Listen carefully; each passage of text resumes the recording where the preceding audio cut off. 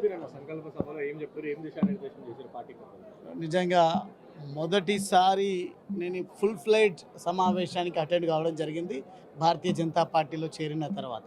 చాలా కార్యక్రమాల్లో భాగస్వామ్యం అవుతూ ఉన్నాం. కానీ మొన్న జరిగినటువంటి జూబ్లీహిల్స్ ఉప ఎన్నిక కానీ లేదంటే సర్పంచ్ ఎన్నికల్లో కానీ నేను పార్టీ సమావేశాలు నిర్వహించినప్పటికీ వివిధ కారణాల చేత నేను ఇటువంటి సమావేశాలను అటెండ్ కాలేకపోయినా. ఈరోజు మా నాయకులు చెప్పిన విధానం చూస్తూ ఉంటే ఉన్నటువంటి వాతావరణాన్ని కళ్ళకద్దినట్టుగా చాలా స్పష్టంగా నాయకులకు కార్యకర్తలకు తెలంగాణ సమాజానికి అర్థమయ్యే పద్ధతిలో చెప్పడం జరిగింది.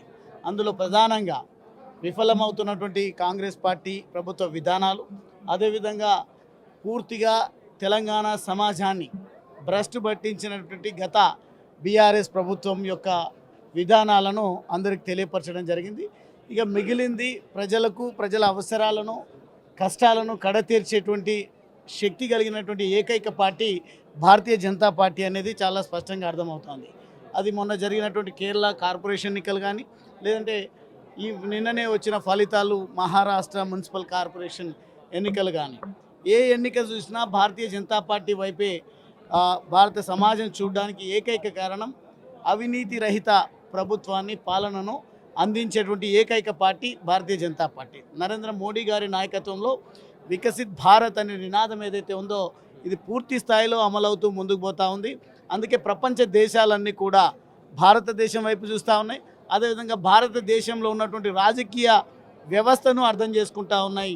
అందులో భాగంగా ఈరోజు మా పార్టీ నాయకులకు కార్యకర్తలకు అభిమానులకైతే పూర్తి స్థాయి విశ్వాసం కలిగింది.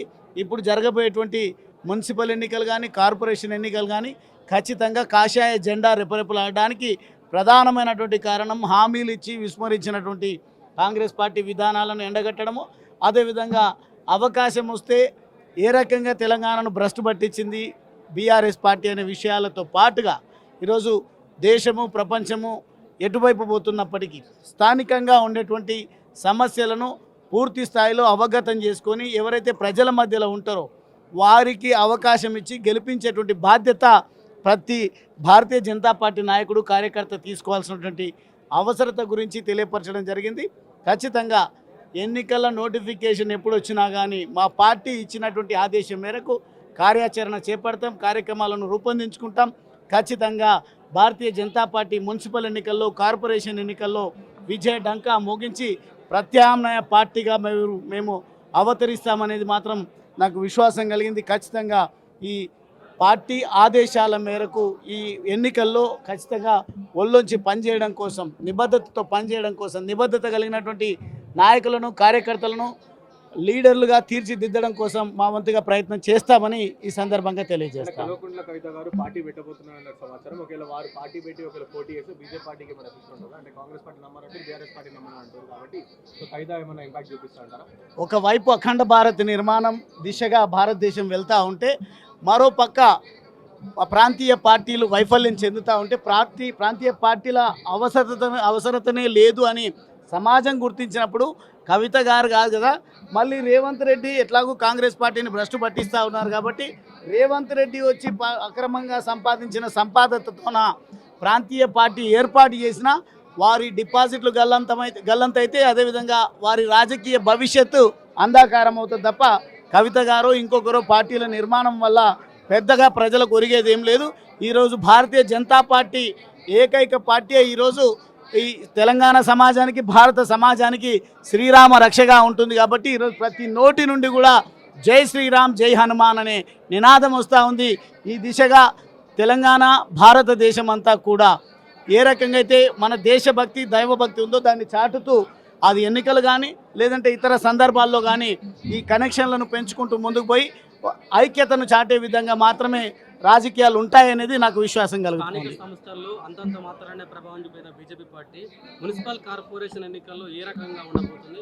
అవకాశం ఉందా మేయర్ పీఠం దక్కించుకునే అవకాశం? వాస్తవంగా నిజంగా ఒక రకంగా చెప్తే నేను భారతీయ జనతా పార్టీకి కొత్తగా వచ్చిన మా పార్టీ ఇచ్చినటువంటి నినాదం డబుల్ ఇంజన్ సర్కార్ కాబట్టి దేశంలో భారతీయ జనతా పార్టీ రాజ్యం వెళ్తూ ఉంది.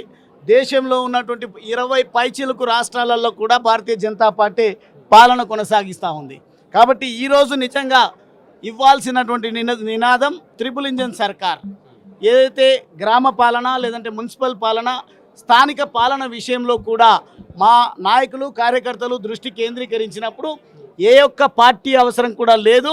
ఏ పాలనైనా పాలించేటువంటి అర్హత కలిగినటువంటి ఏకైక పార్టీ భారతీయ జనతా పార్టీ అని ప్రజలకు మేము అర్థం చేయించేటువంటి ప్రయత్నం చేస్తూ ఉన్నాం. కాబట్టి స్థానిక సంస్థలు కానీ భవిష్యత్తులో జరగబోయేటువంటి ఎంపీ ఎమ్మెల్యే ఎన్నికల్లో కూడా భారతీయ జనతా పార్టీ గెలిచే విధంగా మేము కార్యాచరణ రూపొందిస్తాం. అదేవిధంగా ప్రజల్లో కూడా అదే చర్చ విస్తృతంగా జరుగుతూ ఉంది. కాబట్టి స్థానిక సంస్థల్లో మొన్న మీరు అనుకున్నట్టుగా ఏదో మీ నెగటివ్ ప్రశ్నతోన కన్ఫ్యూజ్ అయ్యేటువంటి ప్రశ్నే లేదు. మొన్న జరిగినటువంటి సర్పంచ్ ఎన్నికల్లో కూడా ఎన్నడూ లేని విధంగా భారతీయ జనతా పార్టీ పుంజుకున్నదని మీ మీడియా సంస్థలు పత్రికలు కూడా రాయడం జరిగింది. కాబట్టి అదే తొలిమెట్టుగా భావిస్తాం. మున్సిపల్ ఎన్నికల్లో కార్పొరేషన్ ఎన్నికల్లో అద్భుతమైనటువంటి ఫలితాలను సొంతం చేసుకుంటాం. అచ్చంపేటలో పార్టీ మారి ఎన్ని సర్పంచ్ స్థానాలు గెలిపించాడని చెప్పేసి కేటీఆర్ హెద్దగా మాట్లాడాడు కదా. అందుకే అంటున్నా, మేము స్థానిక సంస్థల ఎన్నికల పైన దృష్టి పెట్టలేదు. భారతీయ జనతా పార్టీ అచ్చంపేట నియోజకవర్గంలో సర్పంచ్ ఎన్నికల్లో పోటీయే చేయలేదు. కాబట్టి మేము పోటీ చేసిన 7-8 స్థానాల్లో 5 స్థానాలను మేము సర్పంచులు గెలుచుకోవడం జరిగింది. అందుకే కేటీఆర్ చరిత్ర మొత్తం కూడా ఆ రోజు నేను బయట పెట్టడం జరిగింది. 2 సార్లు అధికారంలో ఉన్నటువంటి పార్టీ పరిస్థితి ఏంటంటే గుండు సున్నా. మొన్న జరిగినటువంటి పార్లమెంట్ ఎన్నికల్లో గుండు సున్నా, కంటోన్మెంట్ ఎన్నికల్లో గుండు సున్నా, అదేవిధంగా జూబ్లీ హిల్స్ ఉప ఎన్నికల్లో వాళ్ళ సొంత సీట్లలో స్థానాలను కూడా సొంతం చేసుకోలేనటువంటి స్థితిలో బీఆర్ఎస్ పార్టీ పరిస్థితి ఉంది. కాబట్టి కేటీఆర్ గారు ఎంత నాతో గోక్కున్నా అంత ప్రమాదం ఆయనకే ఉంటుంది. వాళ్ళ చరిత్ర నాకు బాగా దగ్గర నుంచి చూసిన వారు ఏ రకంగా ఎన్నికల పాయింట్ ఆఫ్ వ్యూలోనే మాటలు మాట్లాడతారు, ఎన్నికల పాయింట్ ఆఫ్ వ్యూలోనే ఇతరులను నిందిస్తారు, తక్కువ చేసి మాట్లాడతారు నాకు తెలుసు. కాబట్టి ఏ రోజు కేటీఆర్ మాట్లాడినా, కేటీఆర్ భజన పరులు మాట్లాడినా కానీ వదిలిపెట్టే ముచ్చటే లేదు. ఇప్పుడు జరగబోయేటువంటి మున్సిపల్ ఎన్నికల్లో పార్టీ సింబల్తో జరిగేటువంటి ఎన్నికల్లో భారతీయ జనతా పార్టీ అద్భుతమైనటువంటి విజయాలను చేజిక్కించుకుంటుందని తెలియజేస్తాం. పార్టీ మారిన పంచలి గువ్వల బాలరాజు గారిని టార్గెట్ చేసుకుని బీఆర్ఎస్ వాళ్ళు మరియు కాంగ్రెస్ వాళ్ళు పెద్ద ఎత్తున విమర్శలు చేస్తున్నారు. ఈ విమర్శలకు సమాధానం ఏముంటుంది అసలు?